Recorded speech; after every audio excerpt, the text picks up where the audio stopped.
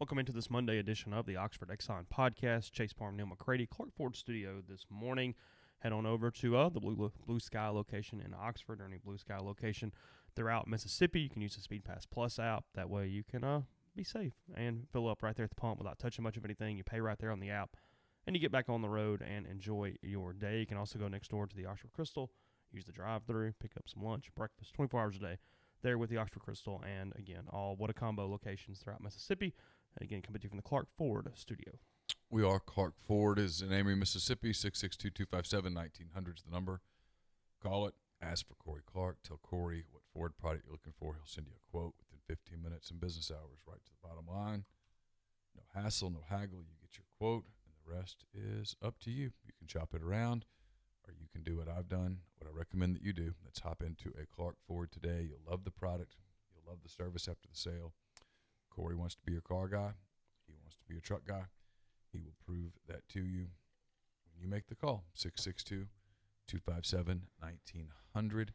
Guest, join us on our network of podcasts on the Rafters Music and Food Hotline. Rafters on the Water is open. Actually, I think Rafters is open as well. I'm not exactly sure what the details are there. I'll talk to Hudson and get that to you here first part of the week.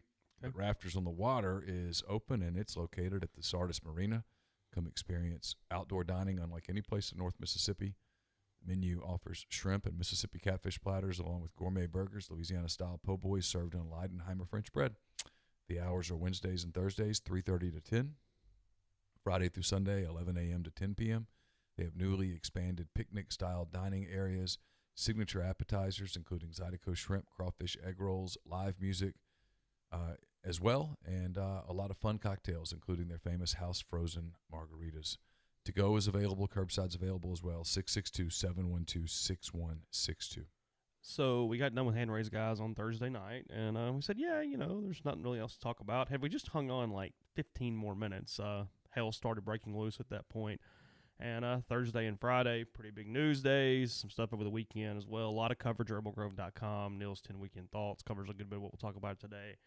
I decided to take a dive into the monument and the cemetery over the weekend, talked to some people, gave some opinions, kind of got to we always do kind of the keep it real thing, kind of got to the nuts and bolts of what was required and what was necessary and what the options actually were with moving this monument and moving it quickly at this point, because in Mississippi, as we're learning, it's not the easiest thing to get a lot of things done. So sometimes you gotta go about things a certain way around here. So we'll You all are an interesting sort, Mississippians. Yeah, we'll go through that. Well, it's I think you've said this too. It's the biggest small town in America, but that comes with kind of a small town politics deal too. You know what I mean? Yep. Like it's kind of all the way around there. Everybody knows everybody, but then that also creates some conflict while we're talking. I got a whole lot of mind your own business to stay out of it, and I've had to remind some people, man, I've been paying taxes for 12 years here. Got some financial equity. Get a vote. That's true. So a good bit to get to. But that's. I'll start off with some. I think to be ahead, a little breaking news. I think you're going to see action in the legislature in the next 24 to 48 hours. Maybe a little more than that. Maybe a little less than that. You're going to see them vote to suspend the rules. At which point they're going to vote. 2/3 majority needed for that in both chambers. Yeah, by the way. Apparently they feel like they've got that. And then they're going to vote to decommission the flag, which is just a majority vote. That's correct. And they've got that vote. I think you'll see that flag decommissioned, which means it will no longer be the state flag. So, which technically would fix the issues from a sports standpoint that we are discussing. Yeah. So that also ends the... And that's also a breath. Now let's take a breath and now figure out whatever you want to do next for hanging the next pizza cloth up somewhere. Yeah. At least that ends the separate but equal concept of flags, which might go down as the stupidest thing I've ever heard. My God, my IQ dropped 100 points just reading the idea. I don't have that many points to drop, but there will be no flag. I think the Stennis flag, those of you who are out rushing to buy the Stennis flag, as cool as I think the flag looks too, it's you not can probably going to pause that right now. Not going to be your flag. I think you're going to see some sort of a kind of a competition, if you will, trying to get involvement from all different angles and elementary school kids and commissions, and God only knows the amount of tax dollars that will be spent to commission the pursuit of different flags. And then they'll either come up with the flag or they'll come up with a couple of concepts of flags and put that up for a vote. So we're not going to get renderings, are we? We've had some problems with those here lately.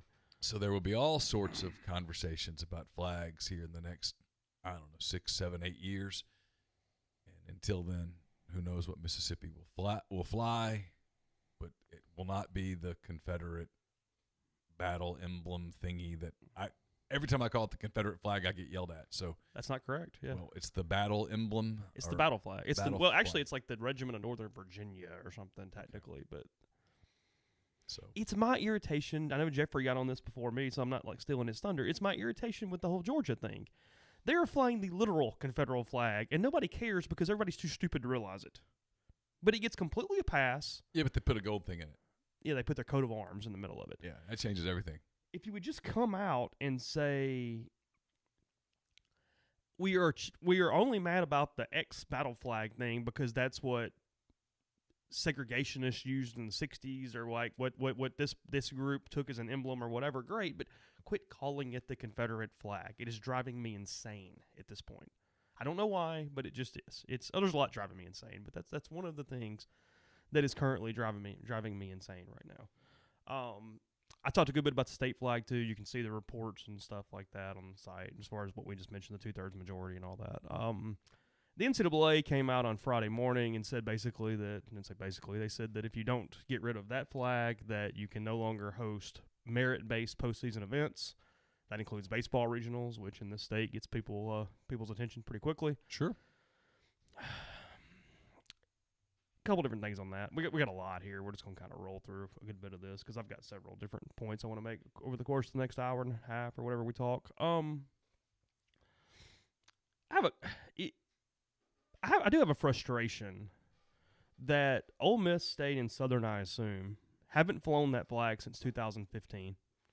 They've completely separated themselves from that flag. Mm-hmm. Yet the NCAA and the SEC are saying, if you don't get your state to change this flag, you can't do these things. What the hell are they supposed to do? They're not honoring it. They're not flying it. It's not their fault.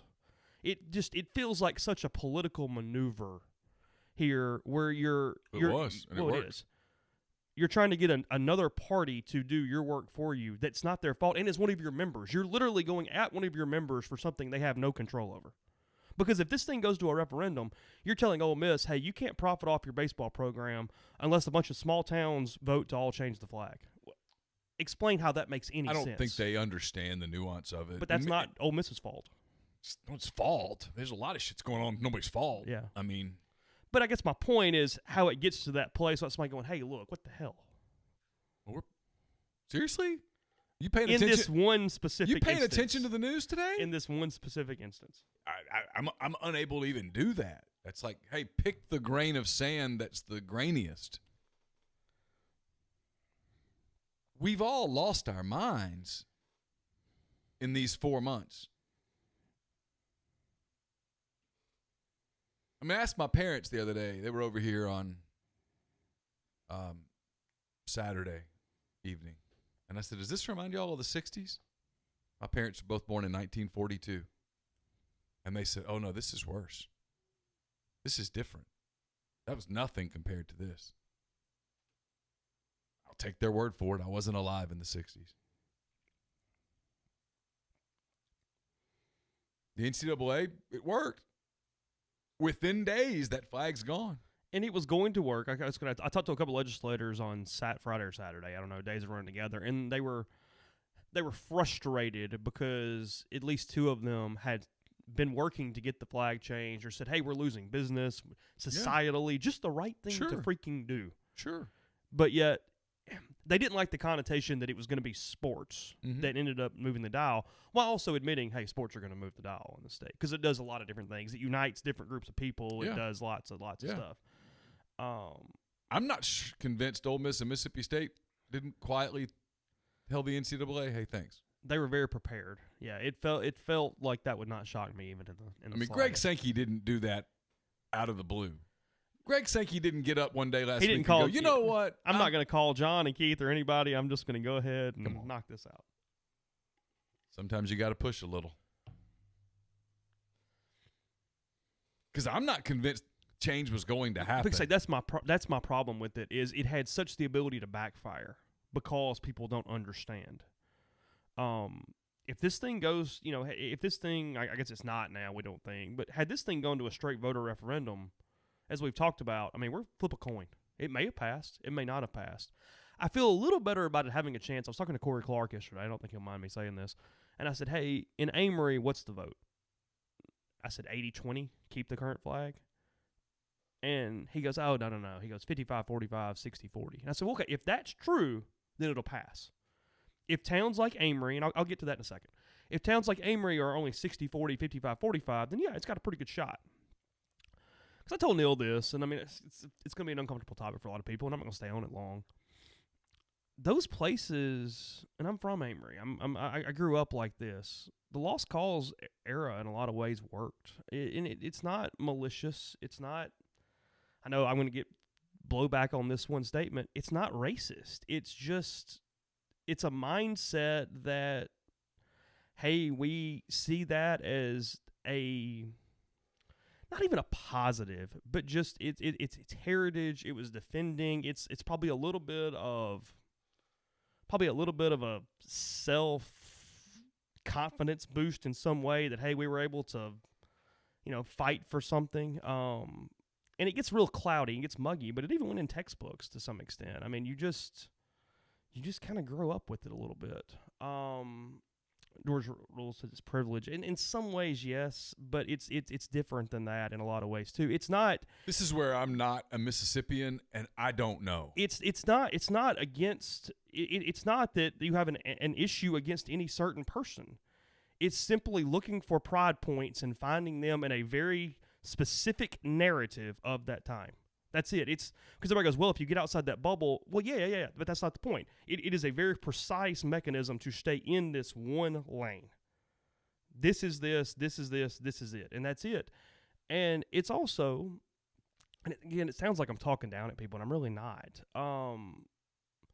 It's also a little bit of, if you stay in small towns or in any area whatsoever, and this isn't Mississippi, this is South, North, anywhere, Montana, whatever, you're not as worried about the larger picture. It's focused on, well, okay, how does that really affect me? Well, the flag changing doesn't affect in any positive way in their minds. Does that make sense, Neil? I mean, I'm in my bubble. I'm not like the new business coming into Jackson is not affecting me. Yeah. The new whatever the sports is not affecting me. I don't care. That's where the whole generational people of, if you don't like it, leave, people come from. And then you got the other part of it, which is, hey, now you're telling me what to do, and now I'm really pissed off. Yeah. Well, I might have listened to you, but now you're mandating it? No, absolutely not. Well, that's why the Stennis flag isn't going to happen. Yeah. The Stennis flag isn't going to happen because to a certain segment of the constituency, they feel like it's being forced down their throats. So instead, we'll waste $1 gazillion and God only knows how long letting school kids draw it up, and then there's going to be pressure to it's going to be nuts. Whatever, it doesn't matter. It eliminates a problem. Frankly, you could just go flagless for a while, and it won't matter. They can fly an American flag. Whatever. Yeah, my point being, it's not malicious. It's not that you've got a bunch of KKK members. It's not that you've got any of this stuff. But there would be a push to keep the current flag for a lot of reasons. And that's why the voter referendum was not a thing. It can't be the way this goes. Because if you lose, you're done for 2 more decades. It's over. People voted. We made a decision. Peace. That's it. Yeah. But now in saying that, the people go, hey, you got to put it to a referendum. Well, we don't have referendums for much. Our legislators are voted in to make a ton of decisions on our behalf. Every time we have any kind of sticky situation, we don't throw a referendum out there and tell the public to vote on it. That's why I wrote in 10 Thoughts what I wrote about. If you're in the legislature, you might have to give up something. You might have to give up your spot. Might have to give up those free lunches every time you go back to Al's or wherever. I don't know the names of any restaurants anywhere, but making something up. Okay. That plate lunch that you've always gotten for free, you might not get it anymore. You might lose some friends. I've lost some friends in what I've said about COVID coverage. I'll tell you that Jay and Gabe do not like me as much as they used to like me. Really? There's no question about it. There's people in media that I can tell you will probably never speak to me again because I've started to go, hey, I think Clay Travis is right. Because I kind of think Clay Travis is right. But as it pertains to this, No, you couldn't risk a referendum. You couldn't risk putting it up to a vote and losing. There's too much money at stake. Mississippi has real problems. I've had this conversation with people over the last several months, really, where I've said things like, I don't get it. And somebody who's a well-meaning, intelligent people will say, well, have you lived in Oxford the whole time you've been in Mississippi? And I said, yeah. Look, then you haven't lived in Mississippi. You didn't raise your kids in Mississippi. You raised your kids in Oxford, and there's a difference. And I'm like, yeah, but Oxford's in, yeah, but you're on an island. You don't get it.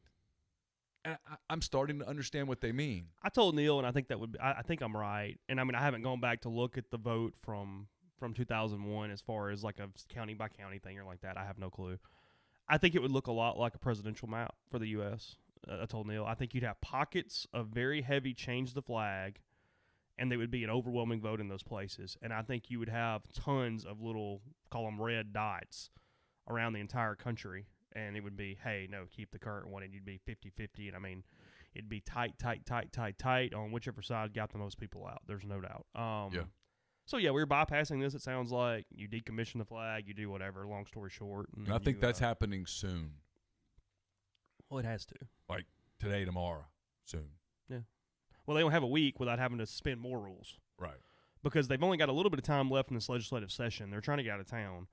They could technically extend it, but it's a little bit of a weird deal because it was only given the ability to extend to handle CARES Act stuff. Right. So I guess in theory you could still put a general bill out, but that's not the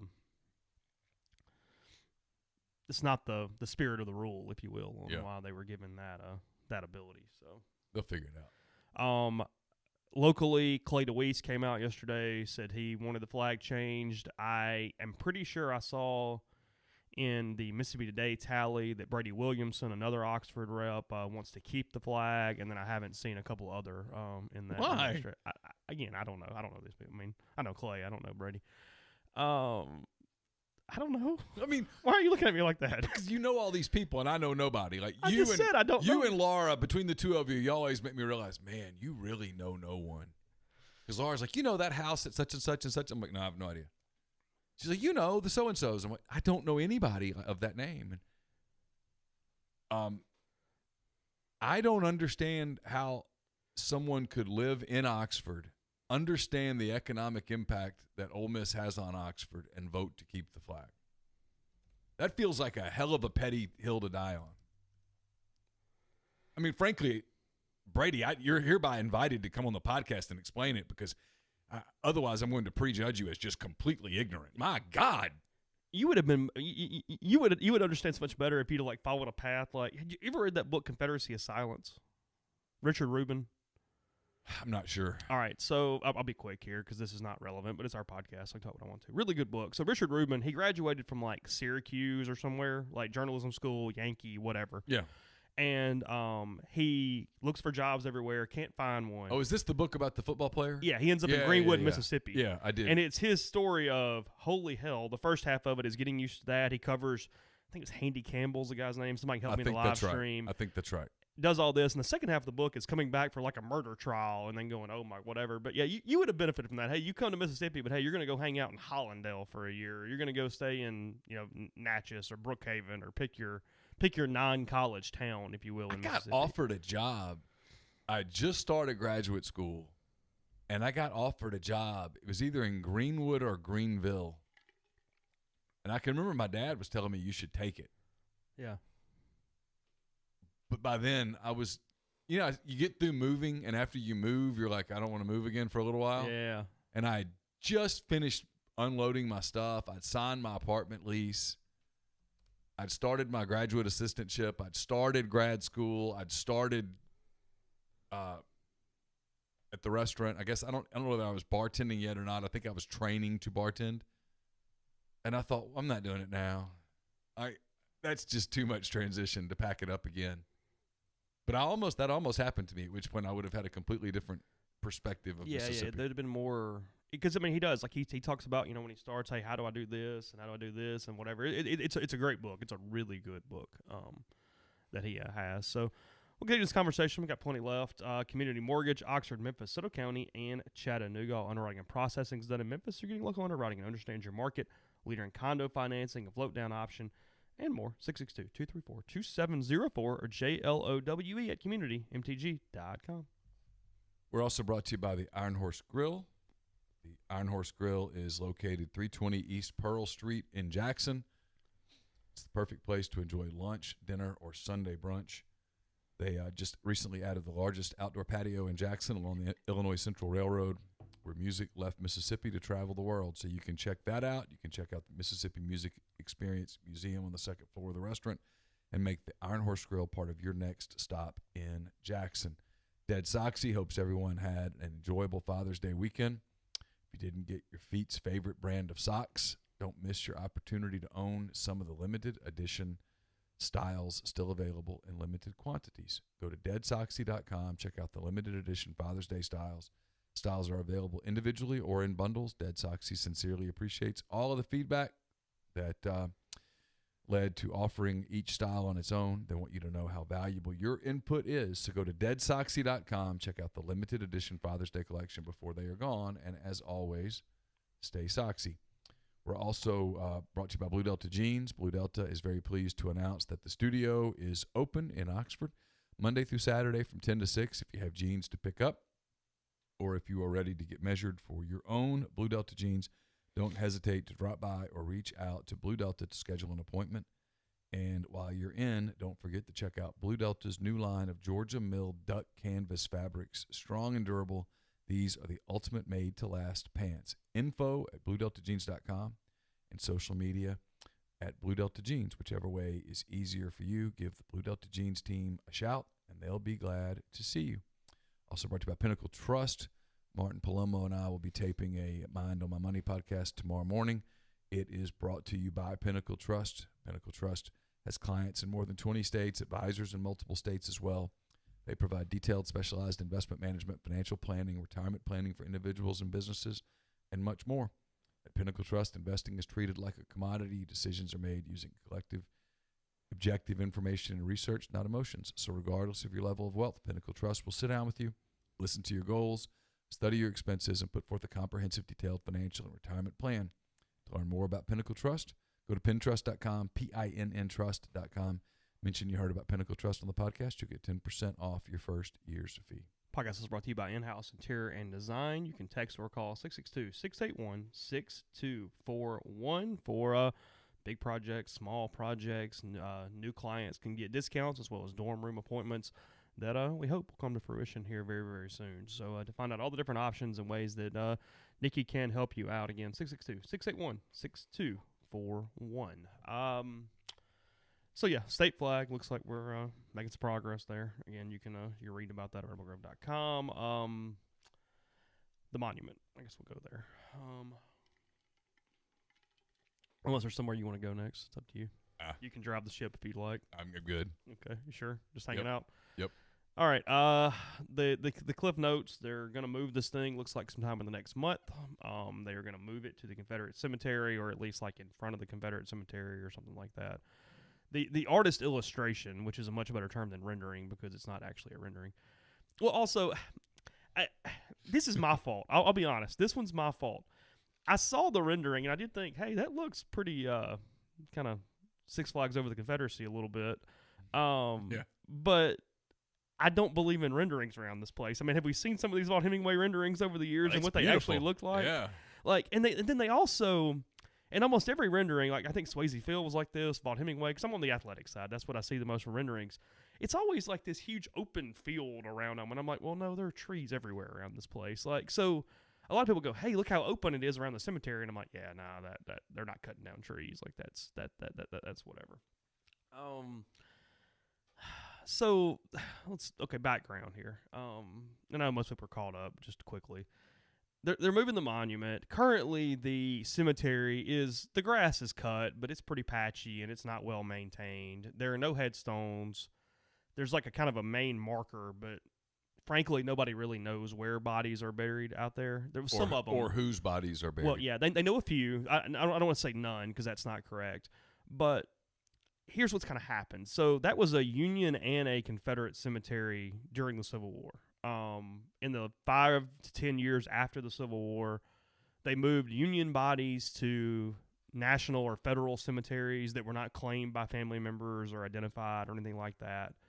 And then also some Confederate bodies were removed to go to family plots and things of that nature.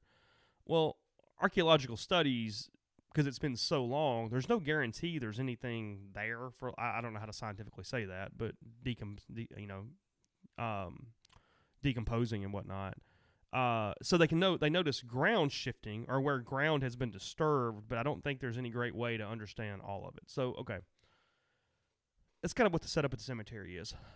Students, faculty, people who've been pushing for this relocation for a long period of time were under the impression that the monument would be moved to that area without much upkeep or change done to that area. Couple different issues with that. And these are just real. Like, I'm going to get there in a second. I mean, I talked to Ann Twitty for an hour and 2 or 3 minutes on Friday or Saturday, whatever day that was. Should tape that, made it a podcast. I think she would do it. I mean, I'll get to her in a second. I understand why they feel misled. I do. I get it. They being the committee? No. We can get to that in a minute. Just the people who push for relocation over the last 2 or 3 years were told we're putting it here. Gotcha. And some of this, I think this relates. While you and I think he's done a really, really good job, Boyce's one issue to this point has been communication. Hasn't really necessarily communicated very well with the general populace of the university. I don't think it's a strength. So he doesn't have a lot of capital built up with them.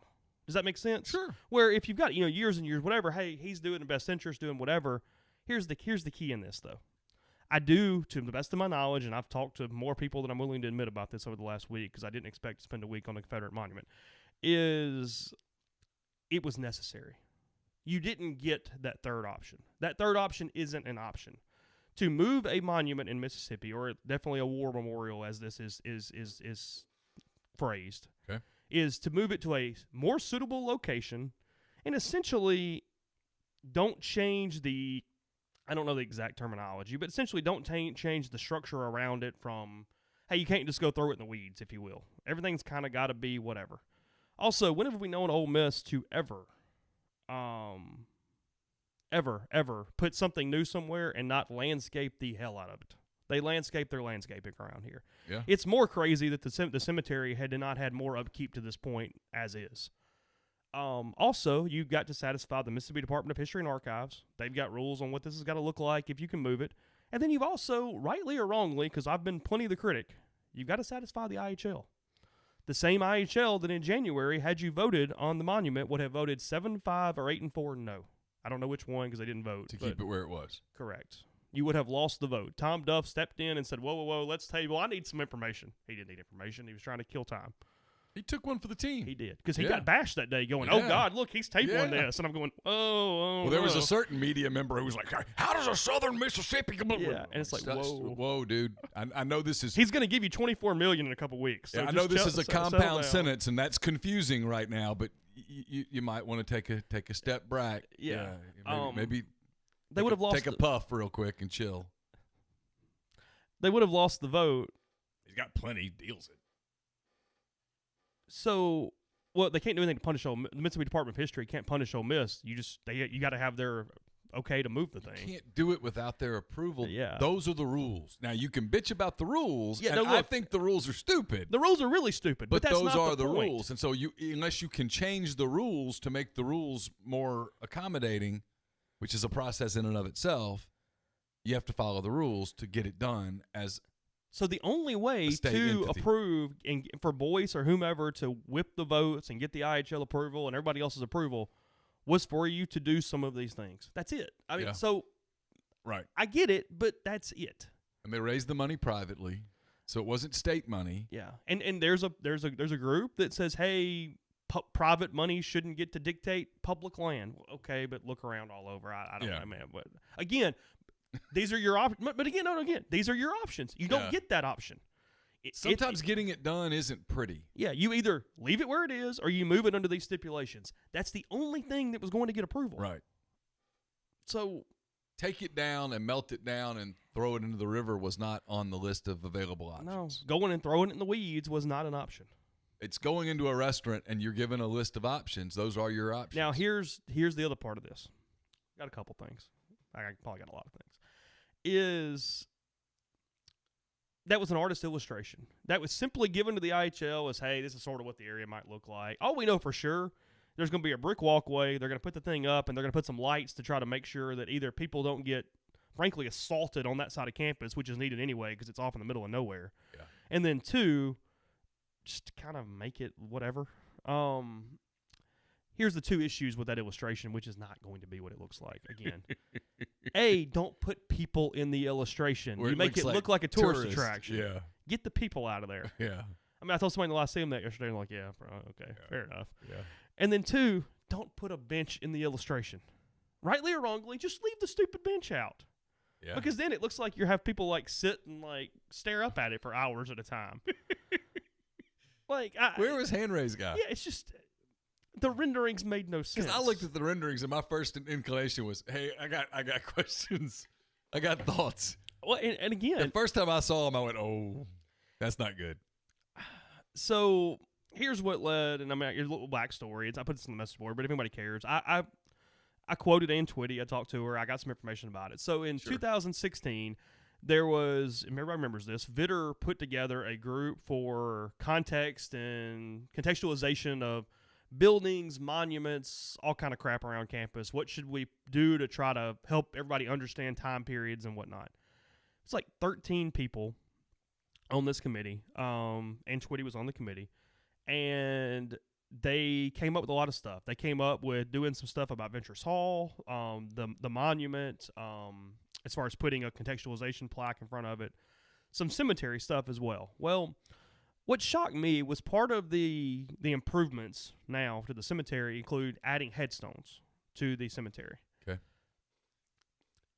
Just whatever. It's not something I overly care about either way. It's not something I'm going to personally whatever. Right.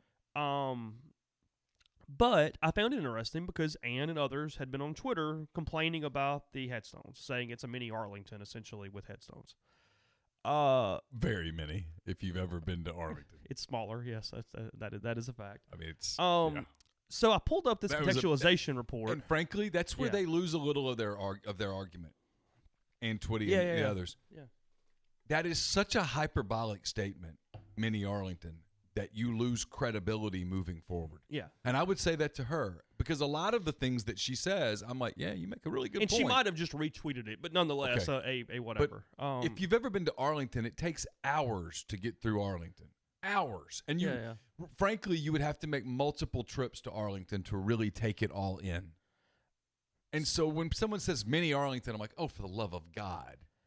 So what was interesting, though, is the two things that they say they're doing now is putting headstones and then adding a marker to honor the United States colored troops who served on the Union, I guess, side in the Civil War from this area. Even though their bodies are no longer there. Their bodies are not there. I'll get to that in a minute, too. There's a lot here. So I see it, and I said, okay, well, when I look at what is in this proposal currently, that's exactly what that contextualization committee had recommended in 2017. Yeah. Ann had signed the sheet, and I said, okay, well, my at first I'm like, oh my God, but then I'm like, okay, hold on. There's bound to be more. There's something because I told you, I said you probably need to reach out to her. Yeah, and she and I have a very basic relationship. We exchange some messages over time, nothing crazy. So I, was like, hey, I'm looking at this. Can you tell me this, whatever? And we kind of exchanged a couple messages, and I'm like, hey, can you just call me? And I mean, it's always been polite enough in messages. And I wrote this yesterday. Did y'all mask up and go get a drink somewhere? We did not mask up and go to drink somewhere. Right, just curious. But no, seriously. I mean, outside of this for a second, because we got a minute. It's what society's lost. It's conversation. Yeah. To actually go, hey, give me your opinion. I'll give you my opinion. And even if we don't agree, we're having some exchange of ideas. Social media is the devil. Social media is such a dark, terrible place where you get 280 characters, you don't get any real deep thought, and essentially it turns into some version of radicalism on all sides because you're trying to yell over everybody else. Yeah. Because I didn't know what I was. I mean, I don't know Ann Twitty. But she calls me, and she was warm, she was pleasant, she was funny. She explained her opinions, I exchanged my opinions, and we didn't agree. We just kind of moved on to the next thing. Sure. And said, okay. You know, I mean, it was. Y'all aren't fighting it out to the death later No, today or not anything? even a little bit. It was fine. I mean, we agreed on some things. There were some things where, you know, Who won? Who won the conversation? I don't know. I don't know. There has to be a winner, right? Yeah, someone's got to win. Yeah. You know, and deep down, I think she is fighting above all else. I think she fights for her students. I think her students relay a lot of this to her. African-American students, white students that are either embarrassed or worried about their diplomas through some of this or whatever. Sure. I think she fights for her students. And to that extent, I totally I'm respect assuming that. she has tenure, so she can say and do. And because look, tenure, I don't agree with it in a lot of ways, but it does allow minorities to voice without being punished. Tenure in its essence, that's what it does. Yeah. I think her Twitter account gets a little carried away. I would tell her that. Sure. I don't agree with all of it, but from a standpoint of actual conversation, okay, I get it at least. Yeah. I understand. Sure. So no, it was fine, and she basically said. Like it says, breaking. Chase Parham says, talking calmly with someone can be a great way to exchange ideas. Yeah, I know it's total bullshit. Yeah, that's not Vogue, and that's soft. Not in Vogue in 2020. You're so soft. So in other words, she won. You couldn't finish her, so she point. won. Yeah. There was no fatality or whatever in Mortal Kombat, so we're still standing. But she told me, she goes, look, I was not at the meeting where that was all talked about. I did sign it. I regret it. I probably have more confidence to do something differently today.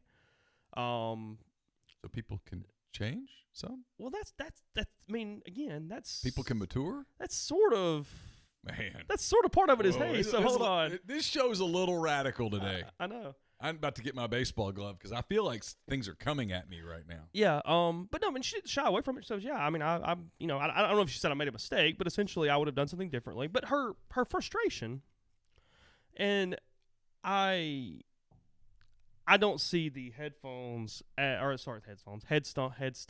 was looking at Neil. Is a big deal. What she would like is, even in the context of the headstones, there to be as much archaeological possibilities done to try to figure out where you're actually putting them, other than just placing them in rows as an ornamental or an aesthetic reason. Okay, whatever. Kind of agree with her. Yeah, I have no issue with that. I'm fine with that. But the part where she and I are going to disagree, and we did disagree, is that she keeps saying, well, that's not what we agreed to. We wanted it here for under this pretense. And back to the beginning, as I kind of close this, that wasn't possible. Right. It just simply was not going to happen. I mean, I don't know.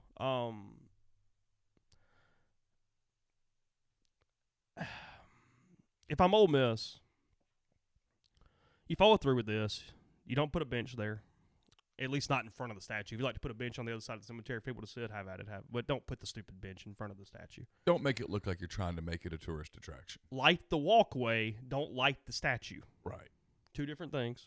Right. Throw some lights in the walkway because it is a very secluded part of campus, and for protection purposes, I have no problem with that. Do what you have to do to follow the law. And at nothing an else. Absolute minimum, but nothing more.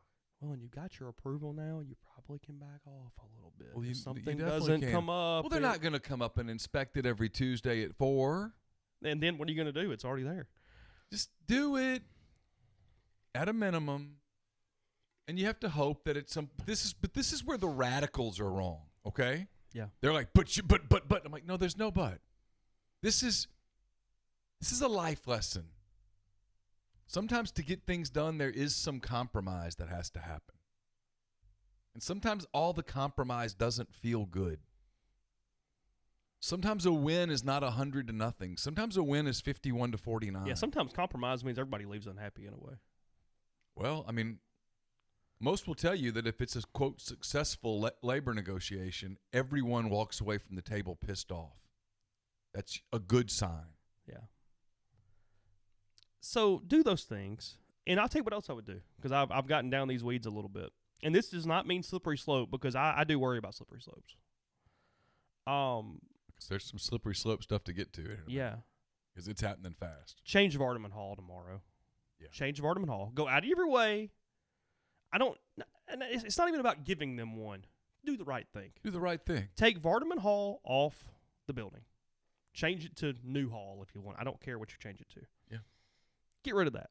Yeah. Show some proactive there, because that frankly should have already probably happened anyway. It should have happened already anyway. It was in these, because I saw it in the contextualization report as I was reading through it, and I went, okay, that should be. Because look, this was mentioned to me over the weekend. Ed Meek did something stupid, and his name got taken off pretty quickly. Mm-hmm. Let's take Vardaman Hall off the building. Yeah, because what Ed Meek did was pretty minor compared to Mr. Vardaman. Dude. Like, you want to go through some, yeah. Well, I think sometimes we should go through it.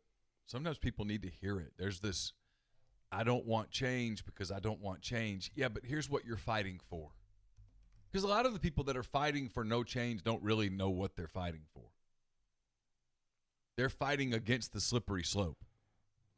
And I understand I understand that. I do. But this is my point. Both sides, okay, but what's really a problem? And let's look at that and let's change it. Right. The other stuff, we want to nitpick with it over time, feel free. That's whatever. I mean, I'll leave you with this, and then we'll go to break and come back and continue this conversation. Vardaman Hall.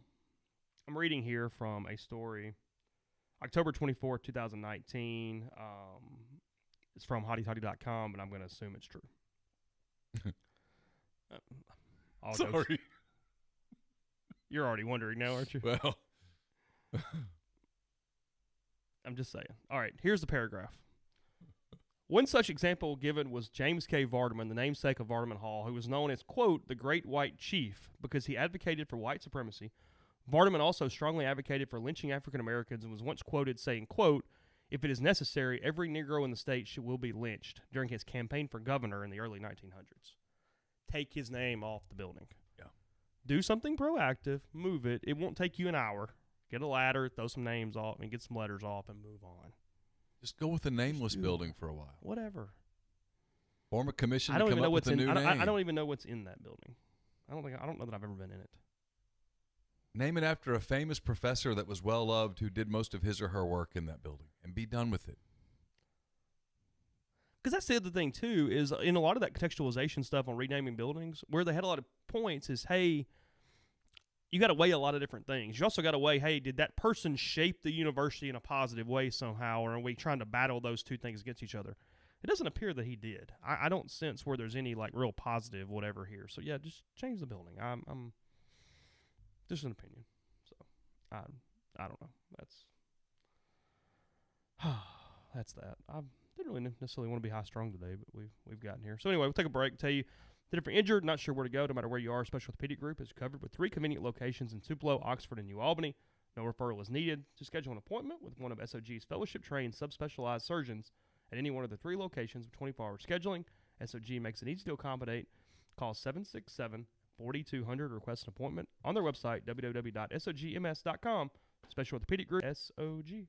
Podcast also brought to you in part by John Edwards of Regency Travel Incorporated in Memphis. If you're like me, you can't wait to get away. You need to get out. You've had enough of one place. I was actually we were talking about this the other day. I've not spent a night in a hotel room since March the 13th before I moved Campbell out of Fayetteville. I can't remember the last time that I went that far without going someplace.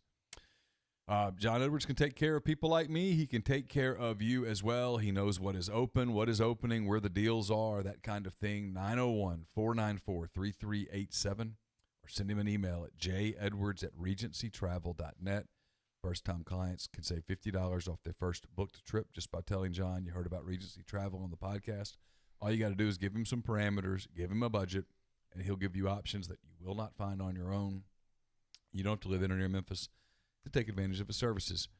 We're also brought to you by Grenada Nissan. If you're in the market for a Nissan vehicle, Grenada Nissan's the place to go. They've got a complete selection of new and previously owned Nissan vehicles, great lease deals as well. It's GrenadaNissanUSA.com. And we're brought to you by Oxford University Bank, OUB, locally owned and operated right here in Oxford. When you deposit money at OUB, that money and the vast majority of the bank's profits go right back into the Oxford community. OUB gives its customers the absolute best cash checking account. It's called Kasasa, and with Kasasa, OUB will pay customers 2.5% interest on their balances up to $50,000 and refund ATM fees nationwide. They also have a commercial checking account now paying 1% interest as long as you keep $10,000 in the account. It comes with fully interactive online banking. To learn more about OUB, check out liveoxfordbankoxford.com or call 662-234-6668. OUB is FDIC insured. And we're brought to you by Whitney McNutt of Tommy Morgan Incorporated Realtors, serving you for all your real estate needs in Oxford and Tupelo. Whitney sells condos, land, commercial, and residential family homes. 662-567-2573 or 662-842-3844. And speaking of real estate, my 10 weekend thoughts are up. As Chase referenced, they're brought to you by Harry Alexander. Harry is an Oxford-based residential and commercial real estate agent. You can get in touch with him at ha@harryalexander.com. So I think that kind of covers it. I don't know. There's probably more, but that's fine for now. I'm sure there's more. Yeah, I mean, the one thing I will say this, where I do think there's a point made. They need to be careful on how they phrase the cemetery and all the stuff there is teachable moments, because it's frankly confusing. It's sort of like a Confederate garage, and they're just throwing a bunch of stuff in it in a way. And I'm not really not being flippant or whatever. I'm just saying, you've got a monument from 1906 that was definitely at least placed for remembrance and celebration at the time period. Because I looked through some of those files over the weekend too, and woo. You've got, again, the United States Colored Troops marker going up, which is a good thing, but again, their bodies aren't there, so that needs to be whatever. You've got the 2016 contextualization plaque there. You got a lot of stuff. So I don't know. I mean, it's an undertaking, especially a place like Ole Miss where everything is so complicated, and they do a lot. I mean, that's the thing about it is Ole Miss tries really hard to escape from its past in a lot of ways. Everything it does has to have a look to the past, a look to the future, and figure out what the right ratio is, if you will, on those decisions. And it makes it very complicated. I mean, Ole Miss has changed a lot. They've done a lot. And that's where the slippery slope comes in as we kind of are moving. It just, every time they make 5 changes, there's 5 more that are want to be made. I think they will go to the ends of the earth to protect Ole Miss. I don't think that's in trouble. I do wonder about Rebels over time a little bit. I don't know. I mean, I don't see how it makes it. You've got situations right now where you're taking down Teddy Roosevelt's statue in New York City. Thomas Jefferson's statue has come down. A lot of different things. UNLV, as we mentioned last week. Dan Patrick goes after Ole Miss today. Off the tip of his tongue, without a lot of, almost kind of, I thought he was being sensational, which is not usually Dan's thing. I thought he was trying to incite a little bit this morning. Probably was. That's what I thought. Probably worked. Yeah. I mean, I try to stay out of these things. I've been pretty consistent about it as it pertains to Ole Miss stuff. I don't think I have a voice in it, and so I don't have one. I just observe what's going around. The university, from a labeling standpoint, in my opinion, I did write this in 10 Thoughts.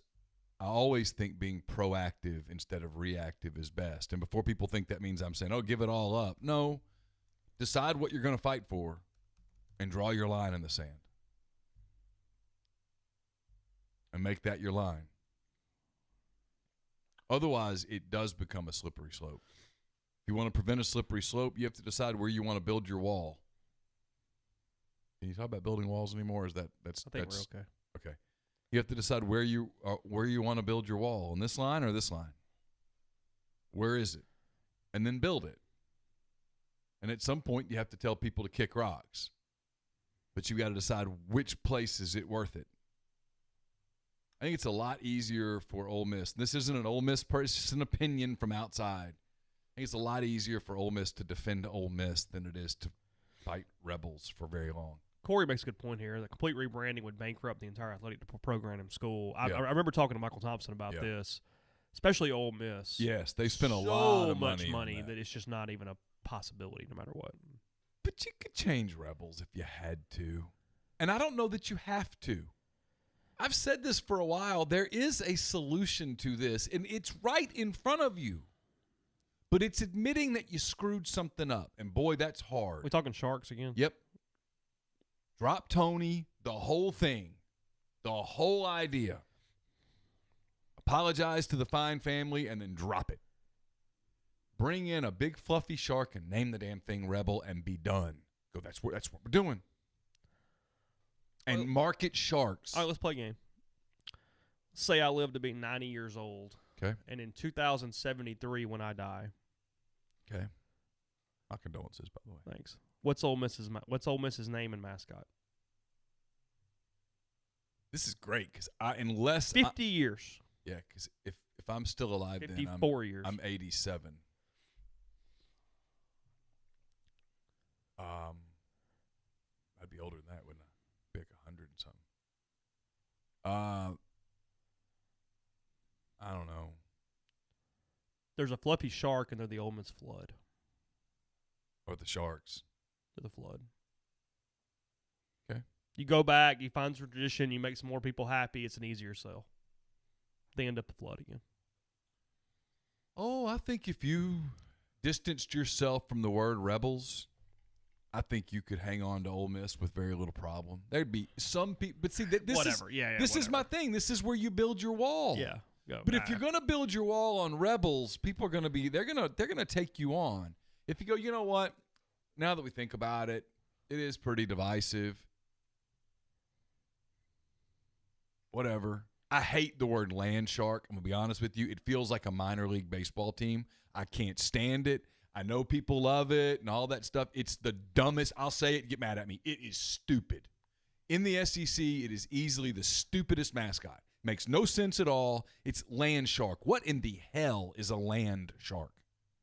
It's the dumbest thing in the world. The mascot looks like a can opener. He looks like a lizard. Get rid of it all. Just abandon it. Either be the Sharks or be the Flood or be the Flood with the shark mascot. You can get away with that. Alabama's the Crimson Tide with an elephant. You can get away with whatever you want to do, but just cartoon it and be done with it. Is there a point where Ole Miss doesn't catch everybody's shit and that people start going after Tar Heels instead or something else? Maybe or if you get rid of it, maybe if not Ole Miss, but if you just say, hey, we're not. To me, I would have a lot of respect for this stance. We're not changing Ole Miss. Generations of people have grown up Ole Miss. It's in the cheer. It's in all the stuff. There's the used to be in the union. I don't know if it's still in the union. I've never been in the new union. The whole one graduates. Frankie Everett. One graduates from the university, but one never graduates from Ole Miss. That doesn't say anything about one never stops being a rebel. You can walk away from rebel pretty easily, in my opinion. Again, I'm not advocating. But you could draw your line in the sand. We're not changing Ole Miss. That's who we are. And do something different with the marketing, and you could make money off that. Because you can't sell a rebel. You can't sell the Confederate rebel thing anymore. You can't ever sell that again. He's never coming back. We're in agreement there, right? Well, yeah. No one's wanting to buy the lizard. They don't put the lizard anywhere. Just get a fluffy freaking shark and sell it, market it. It's not hard. Aren't you doing exactly, though, what these companies are doing? They're kind of bugging me right now is nobody's actually complaining about Uncle Ben or Aunt Jemima or anybody else. They're just changing in case somebody might complain down the road. Or you could view it as, I tend to agree with you, but they would tell you we're being proactive. We're doing it before people have a chance to put us in the crosshairs. It's so offensive that Aunt Jemima's family is pissed off about it. I understand. But let's stay on the topic here. I know. I'm just... The players just came out with a video that's directed at Where do you put the Lafayette County Stat Monument one, by the way? The Oxford one. It's square, sorry. Put it on the other side of the I have cemetery heard that, over there. Yeah. You just put them both together. Yeah, I made jokes. I'm not repeating. I don't know. But no, seriously, because in the county, like you've got to follow these protocols. Where you put the stupid thing? Isn't there someplace in Water Valley you could stick it? I don't know. Taylor need a statue? Like Water Valley's in Yallowbush County. Yeah. Put it I mean, there's somewhere you put it. I'm just asking. I don't know.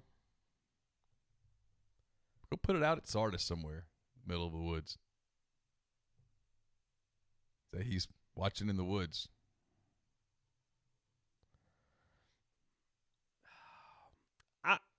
For now, I think you can draw your line in the sand, including Rebels, and you're not changing. Because here's the thing, too. I don't know how much longer this is going to go on. I have no clue. People are just pissed off right now. There's a pandemic. Everybody's lives are out of sort to some extent, some more than others. Nobody's mood is good. You get through the election, you find a way back to some normalcy or the new normal or whatever you want to call it from a pandemic standpoint. I do think everybody chills the hell out a little bit. I think this calms. I think that right now we don't have anything other than to find anything to be pissed off about. Well, you think things are going to calm down? After November and after the pandemic does whenever subside? Yeah, sure. Yeah, maybe. At some point, people go back to work. At some point, there's life. You hate your grandmother? Why do you? I should have poured the bourbon in this cup instead of water. Why do you hate all old people? What did they do to you? What do we call Austin Golson's Grammy? Yeah. What was it? Gamey? Yeah. Is that what it is? Yeah, we'll get election craziness in November, but I mean, surely to God, 1 year from today, we're not still doing this. The election will be over.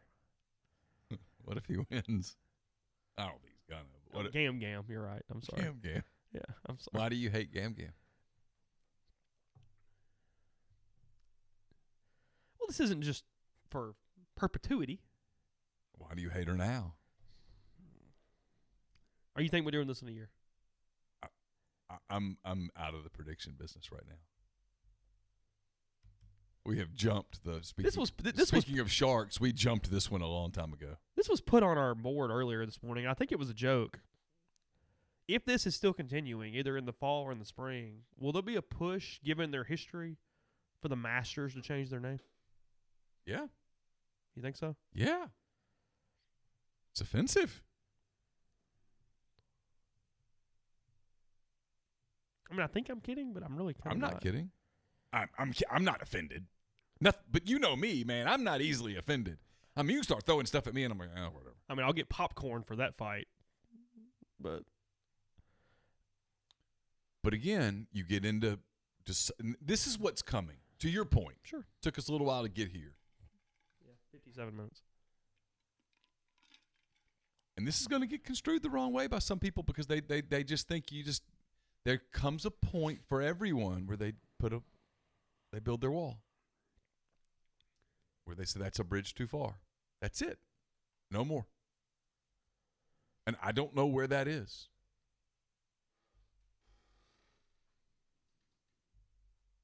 I mean, I'm watching people say out loud, I just don't know, y'all, how we can bring kids back to college campuses. All right, so you don't want to bring them back to the campuses because you're afraid they're all going to get together and spread it amongst themselves? They don't die. Oh, CNN says a perfectly healthy teenager died, except he wasn't healthy at all. But if we leave them in their hometowns, they're probably going to see their grandma. They're probably going to see Gam. And teenagers are going to get out. They're not going. This myth that you're going to keep 19-year-olds locked up for 2 years and let the virus play its way out is beyond insane. It is proof that you don't know any 19-year-olds. My 19-year-old, who's a very smart kid, 2 days at home and she's losing her mind. And I was that way at 19, and you were that way at 19, and all you idiots were that way at 19 too. They're going to get out. They're going to socialize. They're going to seek each other out. Wouldn't you rather them do it on college campuses where they're just around each other for the most part? And if you're a professor who's at risk, they have Zoom classes. They have things you can do.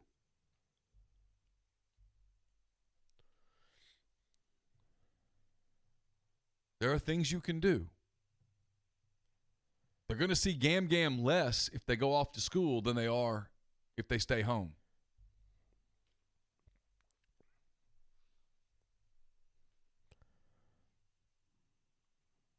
The next 3 weeks or so will tell us a lot about a college football season. Does this stuff chill or not? Why 3 weeks? I'm not arguing. I'm just asking. I'm curious. I've had this conversation with so many people now that I'm fascinated by it. Gets the players through this wave, if you will, and then you see if you have another group that starts catching it or if it kind of starts leveling off. Because some of these schools are seeing a lot of positives. Yeah. And if they keep doing that all the way through August, you don't have a season. So I think a lot of these schools right now are so close to shutting it down. They know if they do that reopening becomes this whole, you have to form a commission to reopen. Yeah. Yeah, I think by mid-July you'll know one way or the other. That's my guess. Next 3.5 weeks. What's your guess today? My guess is still yes, but it doesn't feel as good as it did last week. 65-35 season. Yeah. I'm 50. Because just money. I'm 50-50. If it was a non-revenue sport, I'd say 0-100. Oh, yeah. It's just the money that I think ends up winning out, in my opinion. So, well, I mean, I expect this is going to be a painful week or couple of weeks for Ole Miss. I mean, I think they're going to announce budget cuts athletically across the board. I think following a very similar structure to the medical center. It's my opinion. Last month. Educated. Yeah. So. Keith Carter, I remember he was on our podcast back in, I don't know, when was that? March of. Sure. Right after the Battle of Saratoga, if I remember. I don't. It was so long ago, I don't remember. But he said they're okay through June 30th, and then after that, it gets a little squirrely. Well, here we are. June's got 8 days left. Then we go into July, and then July starts a new fiscal year for all. Yeah, July is a new fiscal year, and the month after July is usually August. And this thing gets. These schools got to start saying some things. You cannot just punt forever. You at some point you got to play the play. Yeah, and we're there. I think. Yeah, me too. I don't know which way it's going. I don't. I think they're bringing kids. They're bringing kids to school. They're gonna open the public schools, but like just in Oxford alone, I mean, now to their credit, like they're starting to ramp up some stuff in Oxford with workouts and things like that for kids, which is good. The kids need normalcy so bad. But nobody's willing to kind of come out and go, hey, we're going to open up. I follow this superintendent in Kentucky. I actually sent him a DM the other day saying, thank you for being a normal dude. Thank you for having some sense. I love common sense people. You show me a rational, common sense guy, girl, and I'm like, I'm voting for you. You're my guy. And he's like, hey, look, we're not going to make these kids mask up all day, 8 hours a day. We're just not. It's stupid, and we're not going to do it. It's K through 12. We're going to ask them to have a mask, and we're going to ask them probably to wear the mask in the hallways between classes. Fair enough. We're going to try to separate the chairs as much as we can. We're going to try to stagger the lunch times as much as we can to keep the crowds as small as possible. But he pointed out that these kids need some normalcy.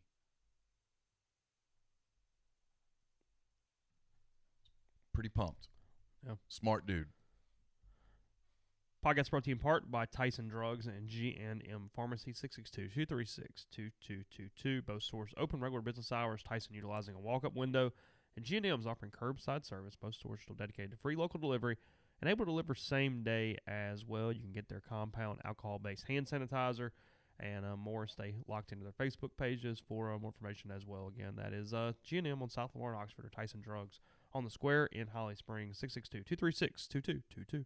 Bluff City Advisory Group is dedicated to building the future you desire. Founded in Memphis in 2019, their team is comprised of established and seasoned financial experts who came together to serve individuals and families of their beloved hometown. The firm is built on decades of wealth management experience, and they have seen it all. Their financial advisors have a reputation for professional excellence. Their clients rely on their high level of confidence and integrity. So whether you need guidance on developing a financial plan, creating a customized executive benefits program for your business, or preparing a detailed asset allocation analysis, Bluff City Advisory will provide forward-thinking, cost-effective investment strategies customized to uniquely fit each client. 901-365-3447 or email Ben, B-E-N, at bluffcityadvisory.com. We're also brought to you by the law firm of Bain, Moss, and Bowen, PLLC, located in historic downtown Corinth, Mississippi. Their firm practices a wider range of law, from DUI defense to car wrecks to representing government entities.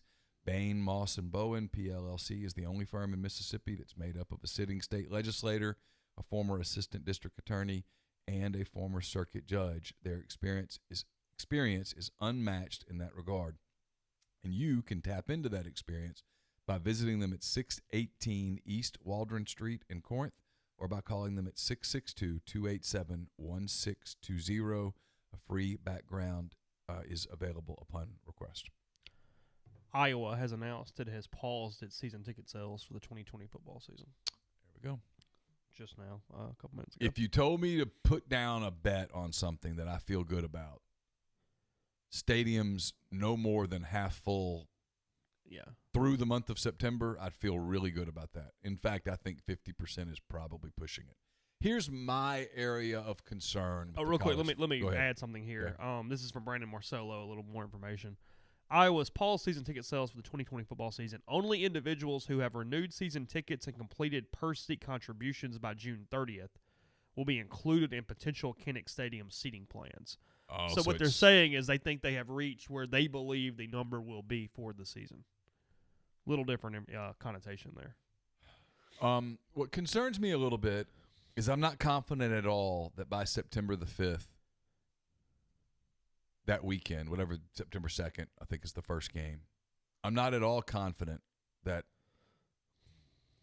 the Major League Baseball will have played, NHL will have played. I don't know what the NBA is going to do. I have a fear, and there are a lot of NBA people that have this fear, that they get started and the COVID thing breaks out to the point that they have to stop. Right. And if they stop, they won't resume again. And then over the weekend, the most concerning thing if you're a college football fan is that privately the NFL is absolutely scared to death.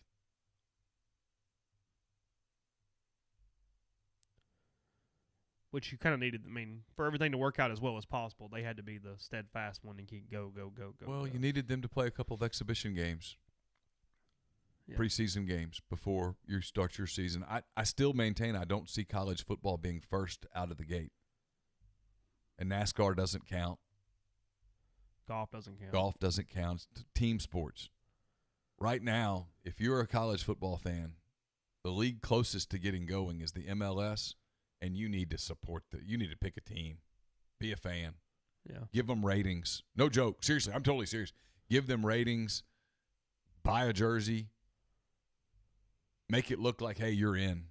Just from a momentum standpoint. You need something to get going, have success, and momentum. Yeah. NASCAR lost all of its momentum yesterday. Yeah. That's a story that's got to get solved. Quickly. Fast. Or it's in deep trouble. Little info for you.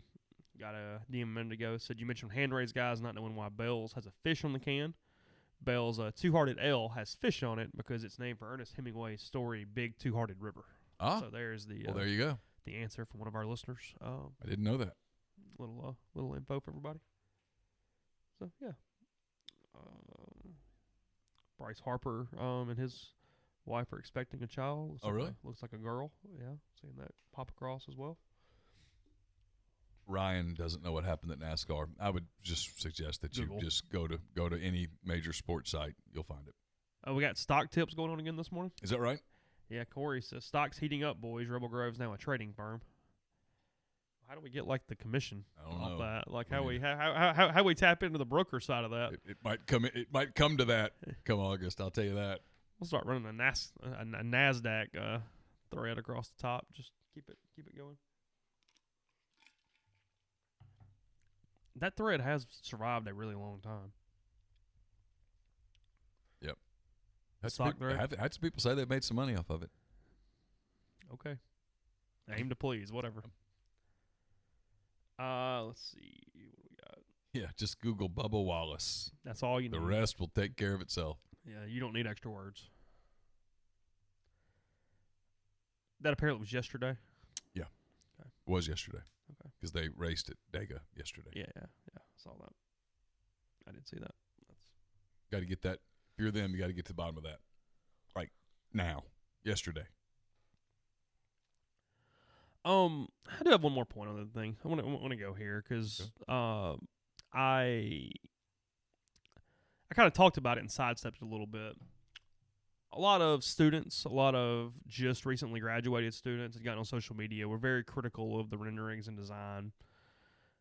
That generation, very smart. Generation also has a lot of social media at its disposal, and that's always not a good thing.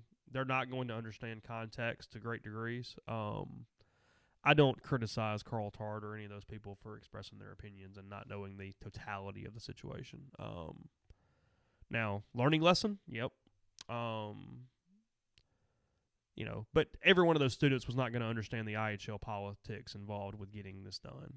I think it's a teachable moment for them. I think that it's probably something to be careful a little bit. I think that's the negative to that generation is they become very emotional very quickly, and social media is right there. Like most young people. Yeah, of course. Right, I'm saying. sure. I mean, if I had social media at the time, I'd have been just as bad. That's not sure. not a shot at the generation. Sure. It is a shot to breathe, though. Yeah. Hey, take a second. Try to figure out why that happened versus, oh, God, they're out to get us. That's not always the case. There are reasons behind different things, and I thought for a lot of students, including some very bright students and some students that Ole Miss has marketed in some different ways, that it was I think it's something they probably can learn from to go, hey, probably ought to take a pause here a little bit. That generation's use of TikTok last week. It worked. Oof. Yeah, that got it done. Hello. Yeah. I was surprised as that unfolded how that didn't fit the national narrative either. And so they avoided that. The media avoided the big story. The big story was young people all over the country with a grassroots TikTok campaign hid one of the great pranks of all time. Mm-hmm. And they did it for political reasons. And their voices were absolutely heard. And yet the media didn't want to go there. That's not what they wanted. The media said, no, these people are scared of COVID. That's not it. The COVID thing, that's the COVID thing that drives me crazy. It's where I've lost media friends, okay? I'm losing media friends here. This is not political. This is not political. Everybody tells me I'm being political, but I'm not. If it is safe to congregate for political protest, it is safe to congregate for political rallies. If you have the right to express your First Amendment privilege to protest police brutality, you have the right to exercise your First Amendment privilege to advocate for a political candidate. Mm-hmm. Is that fair? Sure. If it's not safe for one, it's not safe for the other. Unless you are saying that the virus can differentiate between a protest and a rally. And if that's the case, well, then we're all screwed because this thing's just too smart for us. It's very novel at that point. And I don't give that any, for the record, any credence. So this is media agenda. People go, why do you do this? I get that. Why do you attack media? You're in it. Well, because a lot of you guys are idiots and you're making asses of yourselves. You're using things as you're showing your agenda for political gain, which is not what we're supposed to do. But the story on Saturday night was what youth did and how they did it without the Trump campaign knowing it. How they did it without national media picking up on it. Mm-hmm. They used a social media platform that most people under the age of about 25 don't get and pulled it off. And it was brilliant.